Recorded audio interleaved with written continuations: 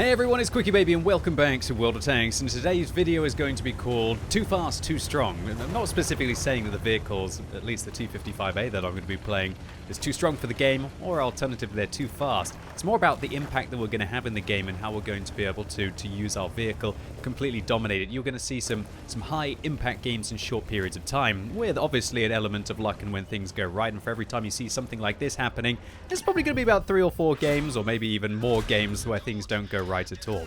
Talk about not going right. We've taken a substantial amount of damage at the start of this round to try and claim the hill on mines, but I really feel like it's the most important thing that you can do for your team. And when you're in a matchup like this, when you're a top tier vehicle in a 2-tier spread kind of game, you really have to try and take those most important locations. If you're a top tier vehicle, you should be looking to make plays early on in the battle. And our play early on in this battle will be to punish this WZ-132, to claim the hill for our team, and now to be able to enforce the position. Now the T55A, it's a bit of a cosplay tank, right? It's in the German tech tree, as you'll hear by the commander, allows you to train up your German crews because it is the 3rd reward for the 1st season of the personal missions campaign. But it is, to all intents and purposes, a T54, but just has weaker hull armor and a lot of other better things about it, including a recently enhanced gun.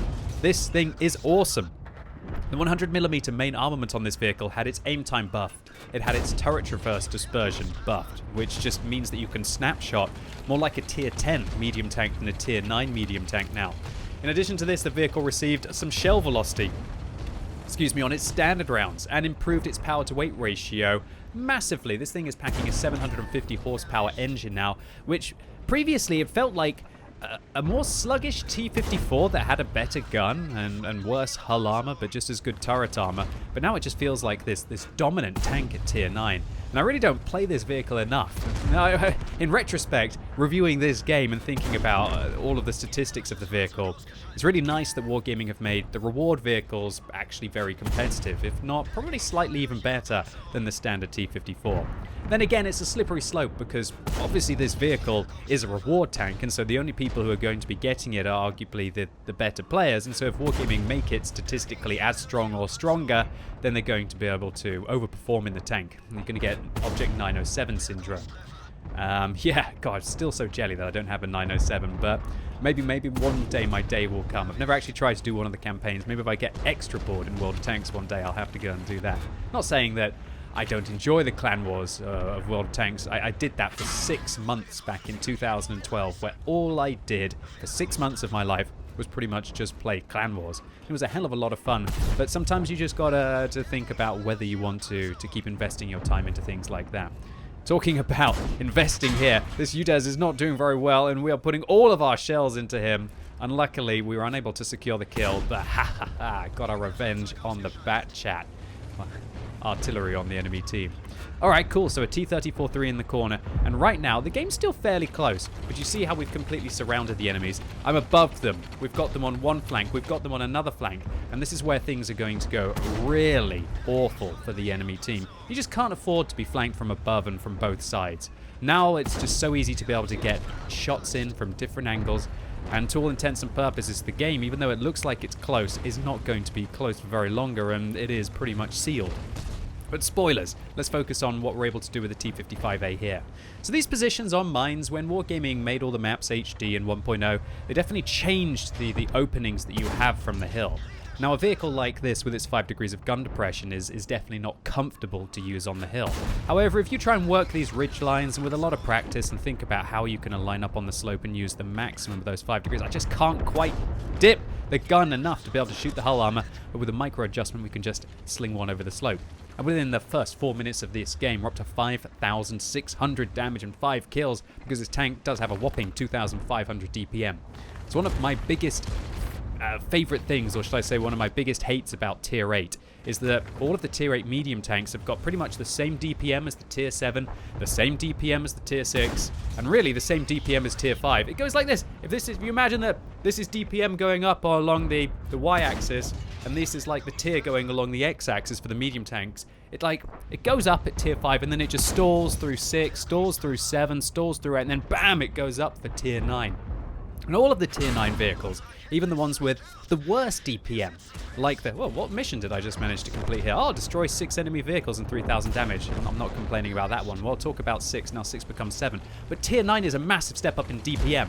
Alright, so we're on 7 kills, ladies and gents, and we're playing Fast and Furious. And we're gonna try and secure a little... Oh, no! We wanted to get ourselves a Radley Walters medal from above. And look, if I wasn't trying to style on this Object 257, I could have shot him as I was going down. But I wanted to get a glorious ram kill to secure the Radley. Unfortunately, it wasn't the case. We're going to have to deal with 6,600 damage and 7 kills in just over 5 minutes. But this was a little too fast. Let's have a double helping of gameplay today. This time we're playing the LT432, and you know what, it probably does actually live up to the title of this video. This tank is just too good. When this vehicle came out, I have no idea why it needed 7 degrees of gun depression.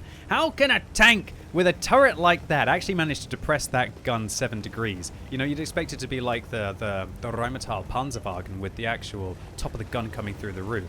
Anyway, let's talk about live oaks and where I like to spot from in my light tanks and even sometimes my fast and medium tanks at the beginning of the game.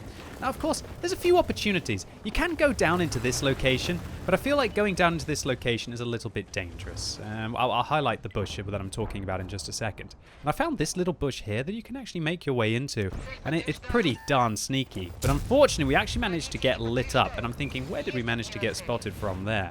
Let's go and take a look to see where it possibly could have been. I don't think it was the 45 DP. I think it's actually probably some T92 doing, not T92, T71 doing some sneaky bushwork over here possibly. If he was in there, there's actually no cover for me when I go around the corner and he'll be able to light me up. But we're going to punish the tiger. Now, of course, you can go into a position like this, but I feel like once you've gone into this dip, you've got absolutely no cover. And so I prefer to use this location. And one thing that's great about here as well is that heavy tanks generally don't have the best view range, especially around about the mid-tiers. Can I consider tier 7 and tier 8 mid-tier? Well, probably, maybe.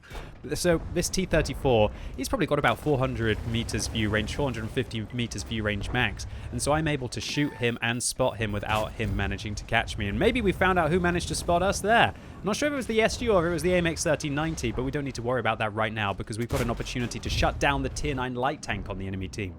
And so this position, I really feel like it's very safe, unless somebody in a higher tiered light tank decides that they don't like the look of you and they want to rush up and get you. It's actually a lovely position to work out from. And if you all play in your lights or your medium tanks, definitely think about going here. And there you go, there's the T-71. I think he was sitting in that bush, and I think it's the T-71 who is managing to spot us. And although this guy is absolutely ripping us apart with 4 shells into us, we've got enough hit points and enough mobility to be able to weather the storm and get out. And luckily, a tank destroyer punishes him for his aggression against us. Now we're going to make a move on this tiger, and this is this part of the game where when you're trying to hunt for an ace tanker and complete Union Mission 15 with honors, and to do it with honors, yeah, as I said, and get the ace tanker, this is where you need to explode in the game. This game is pretty much won. You'll notice in the T55A I said the exact same thing.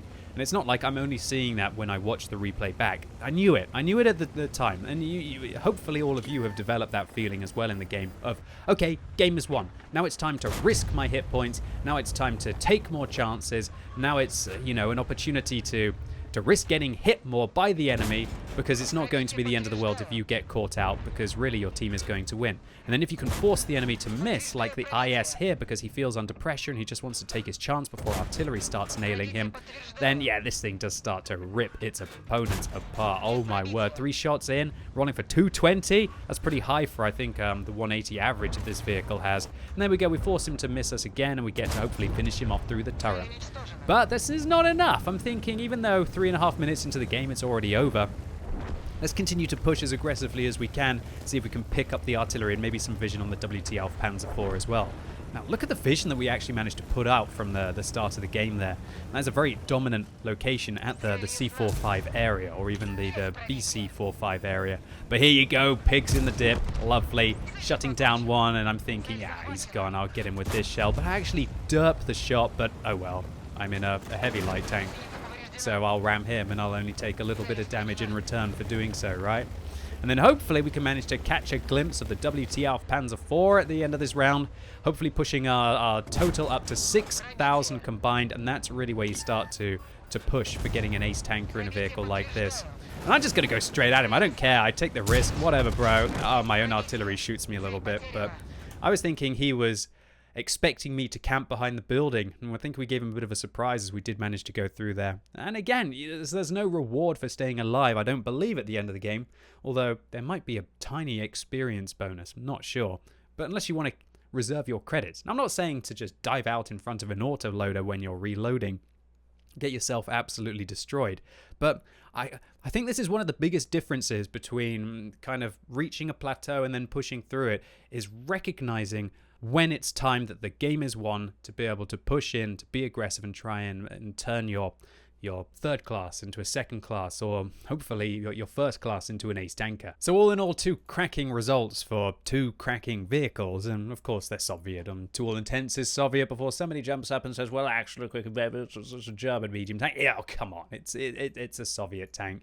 And the LT-432, just as dominant, using that early position to spot out a huge amount of the enemy team, getting that scout medal as well. And of course, because it's a premium, we're running a credit booster and 184,000 credits in 4 minutes and 20 seconds. And we wonder why so many people are just playing tier 10, tier 10, tier 10, firing premium rounds all day long. It's because you can make so many credits these days that you don't have to spend too long playing tier 8 or even grinding free to play at tier 6 or tier 7. Either way, the 2 things I really wanted to highlight in this video, and sometimes I don't think I give explicit tips for players enough on this channel, is that 1, taking a calculated risk at the start of the battle to try and dominate a location, if you're a decent tier inside the matchup, can have tremendous results in quick times. And secondly, it's very important to recognize that period of the game where the battle is to all intents and purposes won, and it's time to risk your hit points, to make some plays, to get as much experience as credits as you can, or even alternatively to